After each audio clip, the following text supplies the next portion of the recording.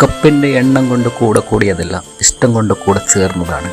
ജേഴ്സിയുടെ നിറമോ രാജ്യത്തിൻ്റെ പോരായ്മകളോ നോക്കിയല്ല ഓരോ അന്നത്തെ ഫാൻസും ഇന്നത്തെ ഫാൻസും വീര്യം ഒട്ടും ചോർത്താതെ കൂടെ കൊണ്ട് നടക്കുന്നത്. അന്നും വിലപ്പെട്ട ഒരുപാട് കളിക്കാർ വന്നു പോയിട്ടുണ്ട്. പലരും പല രീതിയിലായിരുന്നു അർജന്റീനക്കായി പൊരുതാൻ വന്നവർ. പക്ഷേ അർജന്റീനൻ ഫുട്ബോൾ കണ്ണുകളിലും കാതുകളിലും രസിപ്പിക്കുന്ന ഒരു കാലം.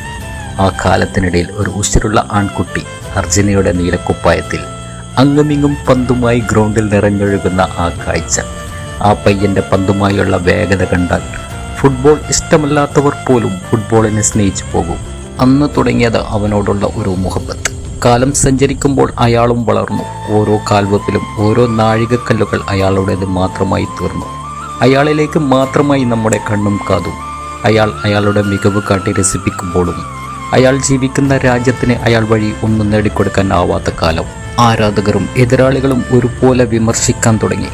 അയാളെ ഇഷ്ടപ്പെട്ടവർ അയാളെ മാത്രം കുറ്റപ്പെടുത്താൻ തുടങ്ങി.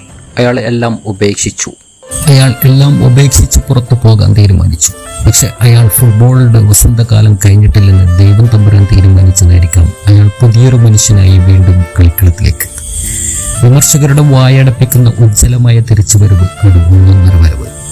അന്ന് തുടങ്ങിയ കിരീടോത്സവമേള എല്ലാം അയാളുടെ രാജ്യത്തിനു വേണ്ടി. അയാൾ ഇന്ന് ഈ കാലയളവിൽ പോലും രോമാഞ്ചം നമുക്ക് നൽകുന്നെങ്കിൽ തീർച്ചയായും അയാളെ വിളിക്കാം ഫുട്ബോളിന്റെ രാജകുമാരൻ. ഇനി അയാളെ ആരും വിമർശിക്കില്ല, അയാളെ ഇനി ആരും കരയിപ്പിക്കില്ല. അത്രയ്ക്കും മുഹബത്താണ് ലിയോണൽ മെസ്സി എന്ന ഇതിഹാസ താരത്തിനോട്. ഒരിക്കൽ അയാളും പോകും ഫുട്ബോൾ വസന്തം അവസാനിപ്പിച്ചുകൊണ്ട്. പക്ഷേ അന്നും ഇന്നും എന്നും അർജന്റീനയ്ക്ക് വേണ്ടി അർജന്റീനയുടെ ഫാൻസായി തുടർന്നുകൊണ്ടേയിരിക്കും.